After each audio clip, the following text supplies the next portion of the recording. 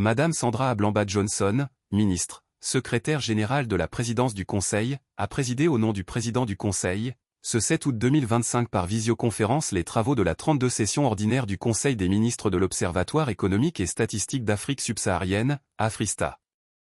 Depuis 2024, le Togo assure la présidence du Conseil des ministres de cette organisation intergouvernementale qui regroupe 22 pays de l'Afrique subsaharienne.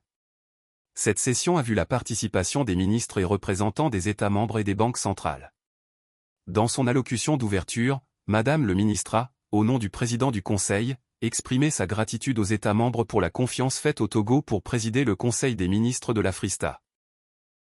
Je saisis cette occasion pour vous exprimer ma gratitude pour la confiance faite en notre cher pays le Togo en le désignant pour présider le Conseil des ministres de l'AFRISTA sur la période de janvier 2024 à décembre 2025 et pour votre soutien constant et vos contributions louables qui nous ont permis d'enregistrer des avancées notables même si des défis restent à relever.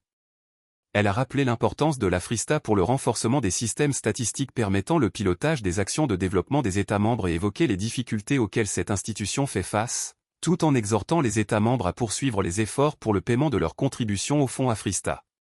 Point n'est besoin de démontrer l'importance de l'Observatoire économique et statistique d'Afrique subsaharienne, AFRISTA, pour le renforcement des systèmes statistiques et le pilotage des actions de développement de nos pays respectifs. En effet, au-delà de son assistance technique traditionnelle, l'Observatoire constitue un important acteur pour la coordination statistique et la mobilisation des ressources multiformes pour nos systèmes statistiques nationaux et sous-régionaux.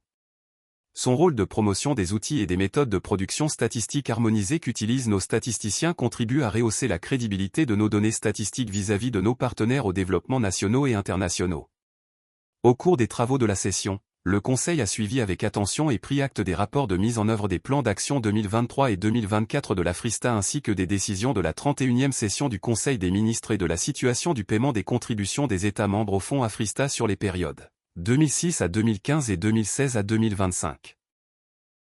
Le Conseil a adopté la proposition de répartition du fonds AFRISTA sur la période 2026 à 2035 dont la contribution attendue des États membres s'élève à 12,502 millions